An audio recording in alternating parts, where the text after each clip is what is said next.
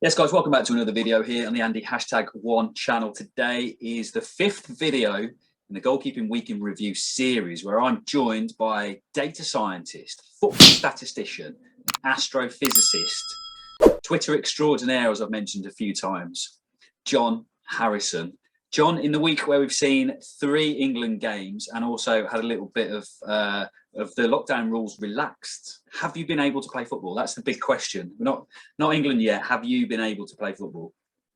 Yeah, indeed. I had my first session back on Thursday, which was nice. Legs are feeling it a little bit today, but hopefully, yeah, they'll be fine for this weekend for the first game back. Are you going to be fit and ready for the Euros? I don't know if Gareth even has my phone number. You never know. Maybe as a statistician. Oh yeah, well, I'm definitely fit enough to be a statistician. So today, as mentioned, we've just had the international break. So we've seen 3 England games. We've seen a 5-0, not necessarily demolition, but definitely a comfortable 5-0 win versus San Marino. We've seen a good 2-0 solid win against Albania. And then finally a 2-1 win at home, slightly edgy at times, versus Poland.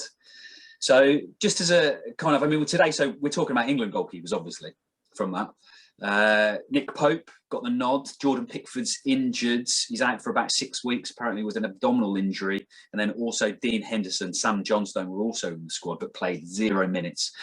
Overall, from those 3 games, John, what were the kind of key takeaways that you came from a team perspective, not necessarily just from a goalkeeping perspective, from a team? How did you find the 3 games went? Yeah, I think we looked very solid defensively, which I think we'll get to in a minute. But Nick Pope only faced 1 shot over the whole of the 3 games. So I think getting Maguire and Stones back in seems to have done England well. And I think we just looked comfortable, except for the part of the game against Poland where we went down and then got level and had to come back at them. I think it all felt a little bit comfortable. And I can imagine a lot of England fans would maybe have wanted us to be a little bit more exciting, a little bit more front foot.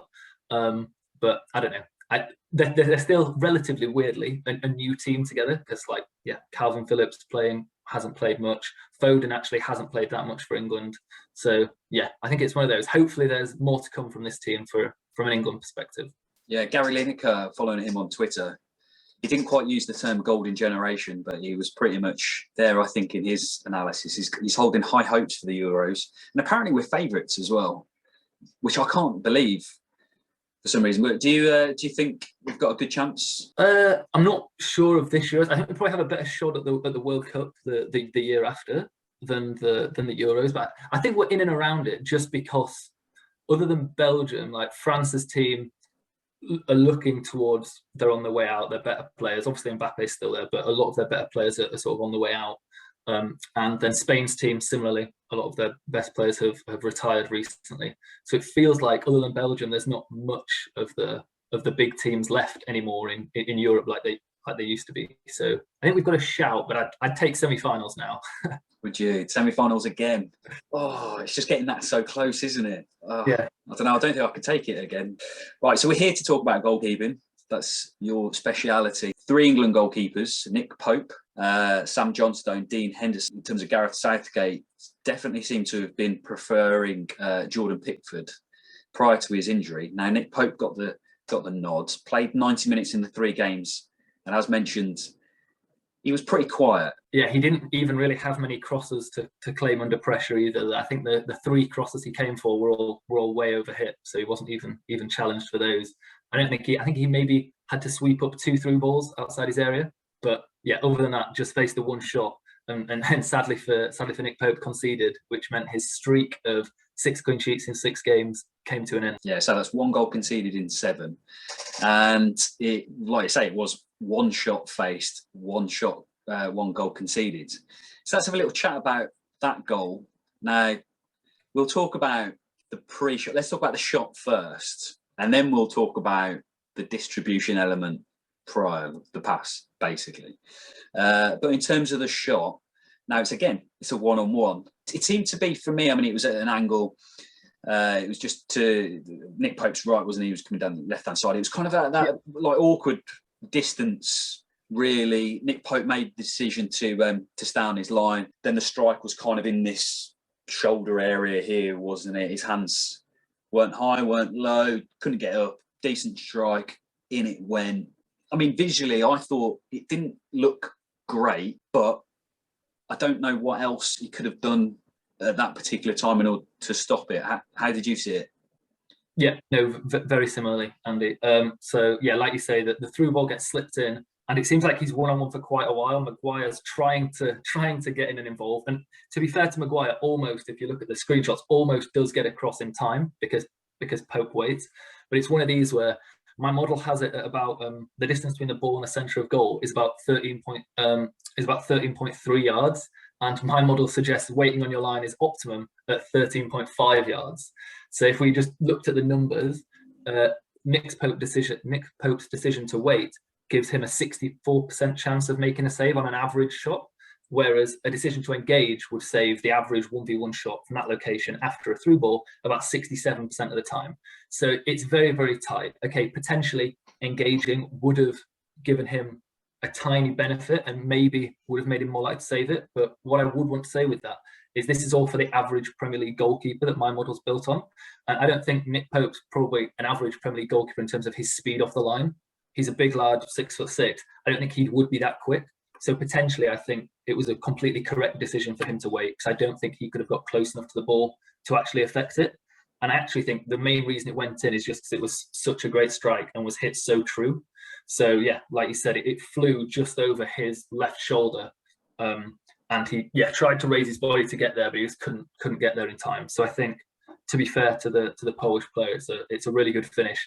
And I think Nick Pope's decision-making was solid. And I think his technique, like you mentioned, his hands were in a good place. A lot of the time, that strike's going to be low. And as a goalkeeper, you've got to play the percentages, have your hands sort of mid-range. You can get to the low one and you can get to the high-ish one, but the one just there is always going to be difficult.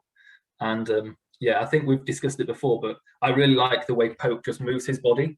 He won't try and reorientate himself because he knows that'll take extra time. The quickest way, if the ball's going here, for you to make a save is to do that. And he tries to do that. And just in this case, the strike's too fast. Yeah, I mean, I watched the FA, the training videos.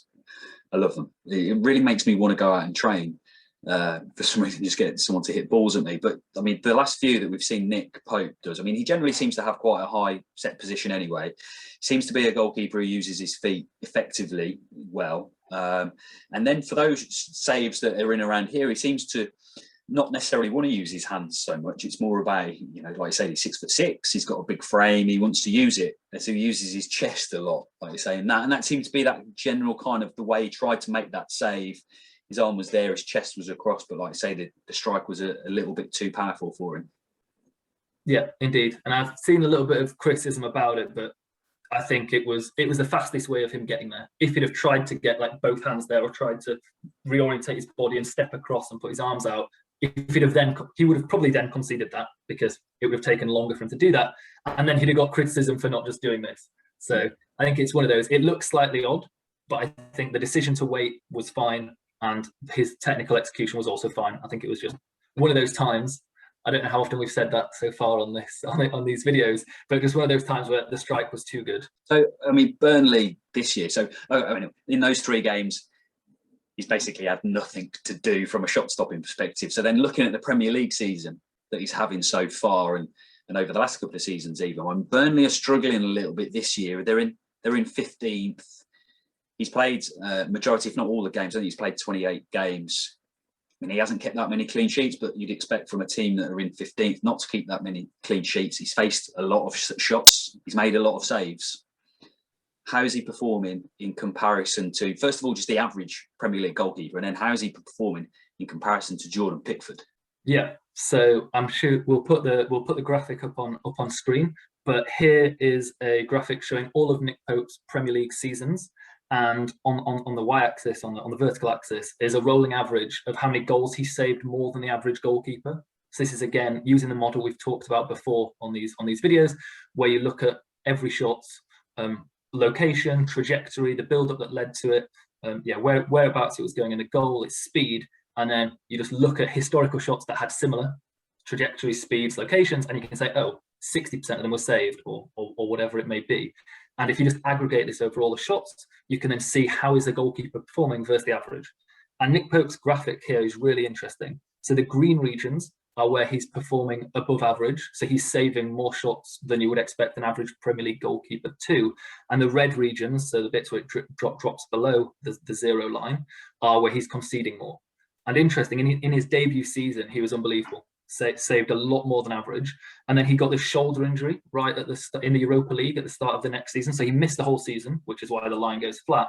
And then when he came back from this shoulder injury, his performances dropped off a cliff. And he was, instead of saving Burnley about 8 or 9 goals that year, he went to costing them the next season after about 6 or 7 goals. But then it looks like suddenly he had a break and his shoulder injury recovered, and suddenly he was back to the Nick Pope we'd seen before. So I think it's a really interesting example about how sort of playing through an injury can really affect a top-level goalkeeper's performance. But yeah, one thing I would say is currently, at the moment, he's performing way above what you'd expect an average goalkeeper to, even though Burnley aren't getting the best results. And if you actually sum up Pope's sort of Premier League career, as of now, he basically saves Burnley about 5 goals more than the average goalkeeper every year. So he's a top-level shot stopper in the Premier League. Yeah, I mean, like you say, if you take that period of time after his shoulder injury out of it, and we don't know what happened around that, we don't know if he came back too early or whether or not he was fully rehabbed and all those sort of things. So we're kind of none the wiser of that. But if you were to discount that, then that's a very impressive shot-stopping graph, isn't it, in comparison to, in inverted commas, the average, normal Premier League goalkeeper.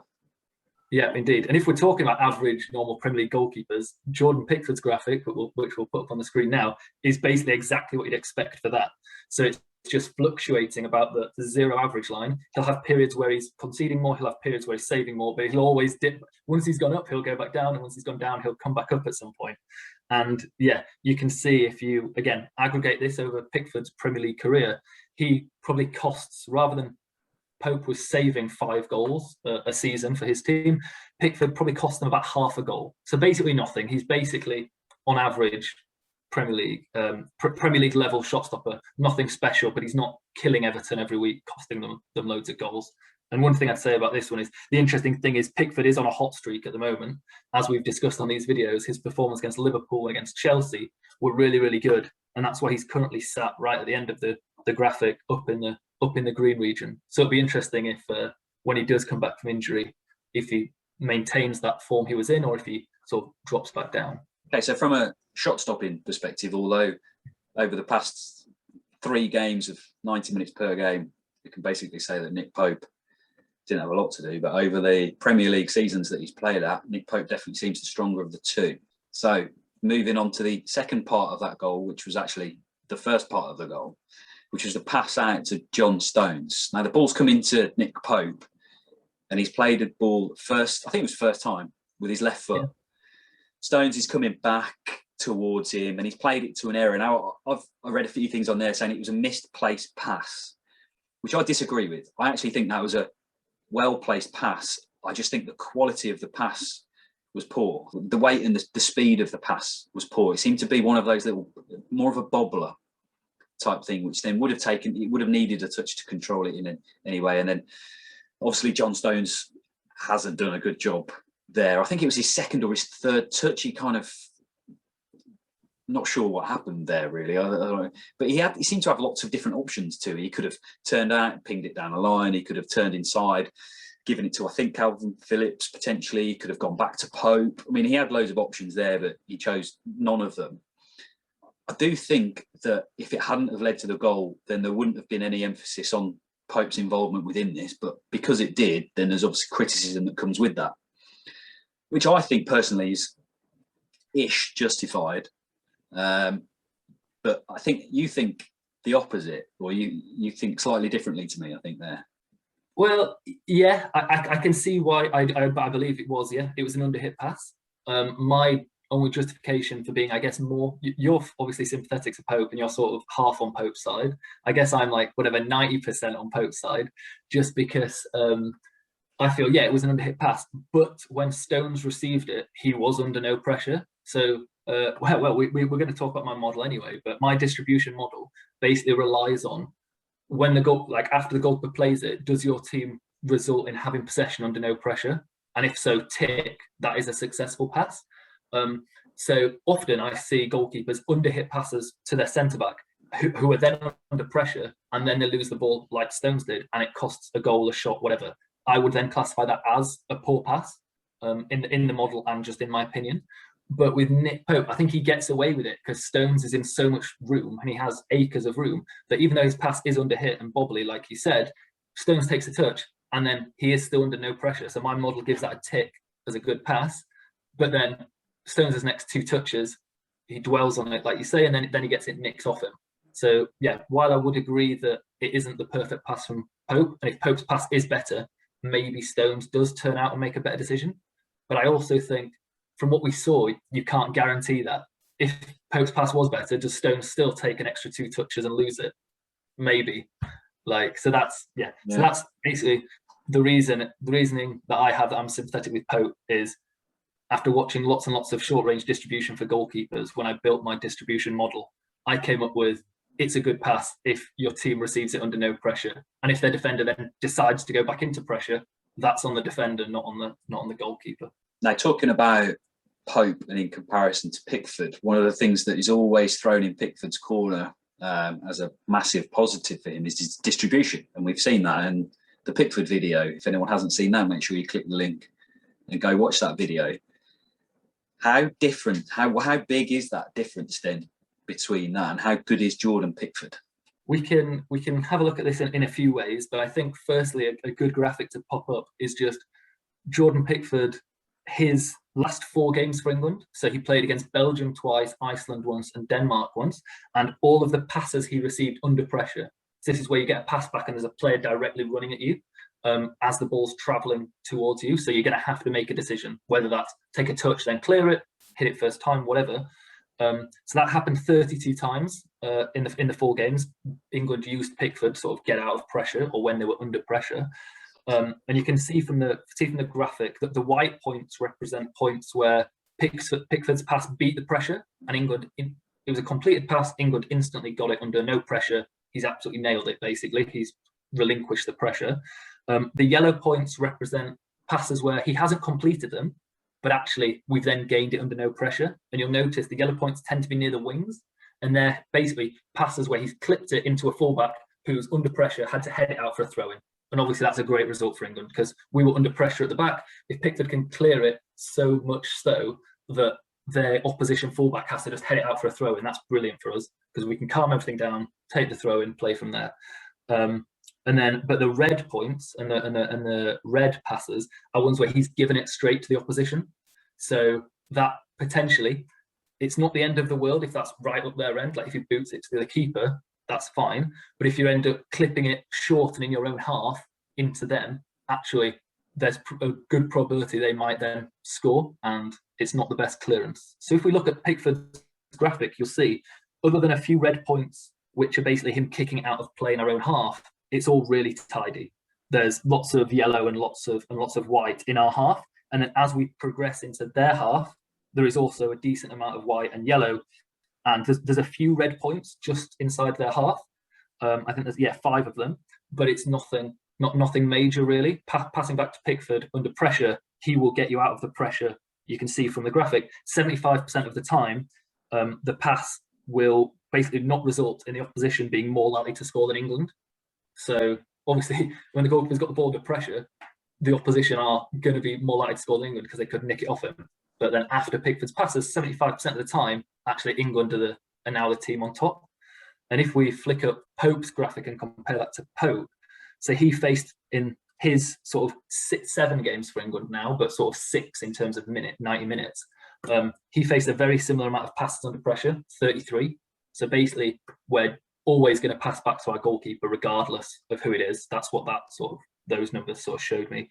But you can see, firstly, it's much more varied. Pickford loved just launching it into that, into his left channel. But you can see, this one's way more varied, and there's a lot more red points inside our half, where Pope's just not getting the distance on it and just clipping it inside our half, and they're just winning it and just attacking again, and another wave of attack is coming.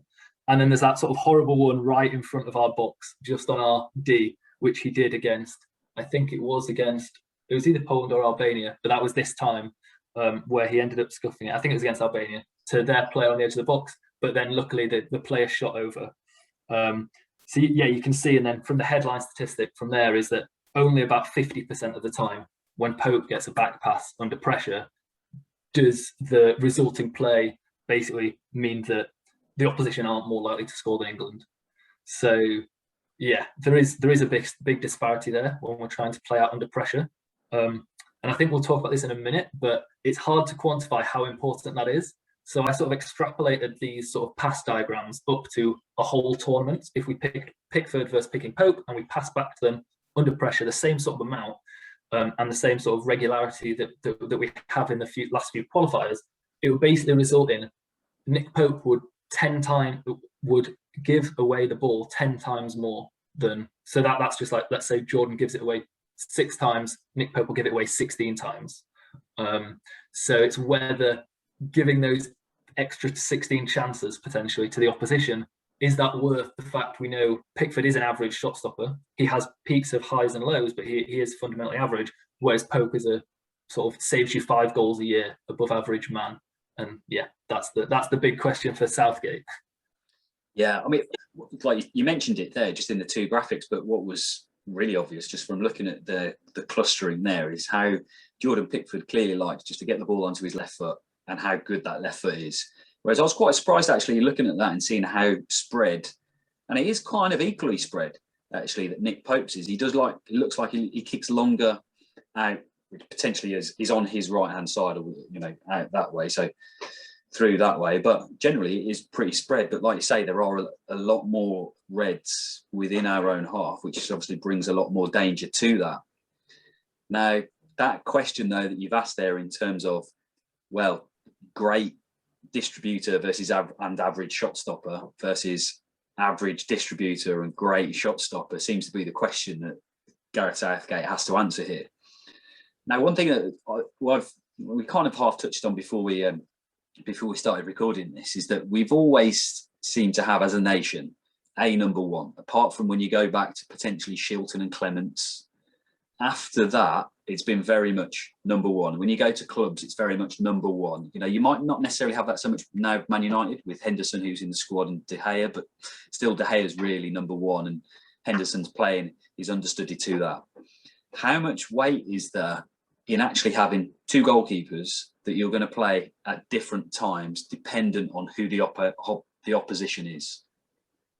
Yeah, no, I think it is a great point, and I think there was an interview with someone. It might have been Arsene Wenger recently or Pep Guardiola, and they were saying that the sort of next progression of football might involve having goalkeepers that you play in different circumstances, and I thought that was really interesting. So, when you're playing a team where they're really high pressing and you think you're a better team than them, so you want to play through the lines and try and attack them, then do you play a distributor over a shot stopper? But then on the other, with the glove on the other hand, so to speak, if we're then playing for Burnley against Man City, there's no way we're going to be distributing under pressure. We're just going to be playing long, and they're going to be coming with wave after wave of shot against us. So we're definitely going to want a shot stopper there over someone who's a distributor.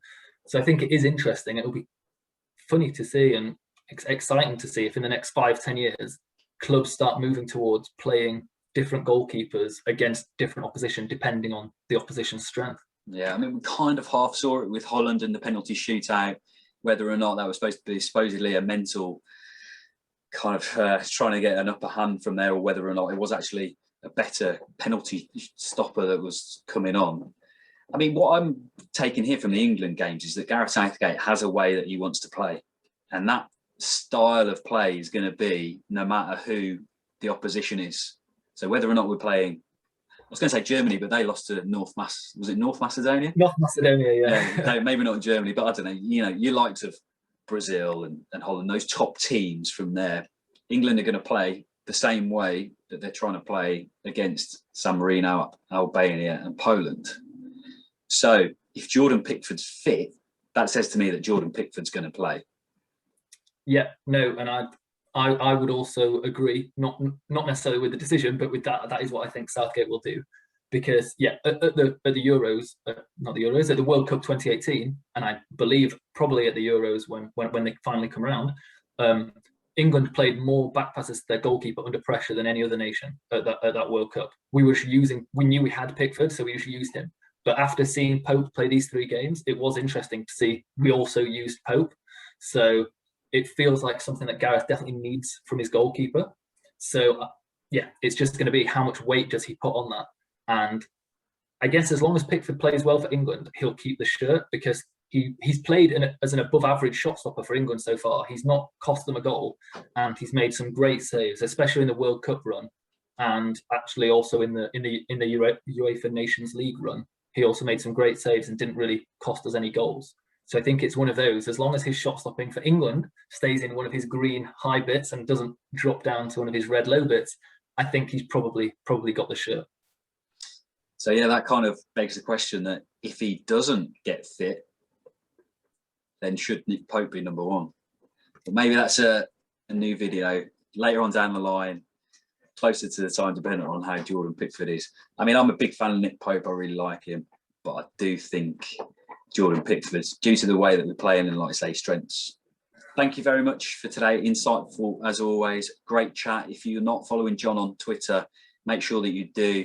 He's up there. Where is he up there? I think I pointed the wrong way last time, but his Twitter handle's up there. So make sure you go and follow John for further insights. If you have liked this video, make sure you do like it. Make sure you also subscribe. More content coming soon. We're always going to be looking at new videos. Tell us down below as well, comment which videos you'd like to see. Is there a goalkeeper in focus you'd like to concentrate on? Is there a different type of video you'd like to see? Let us know.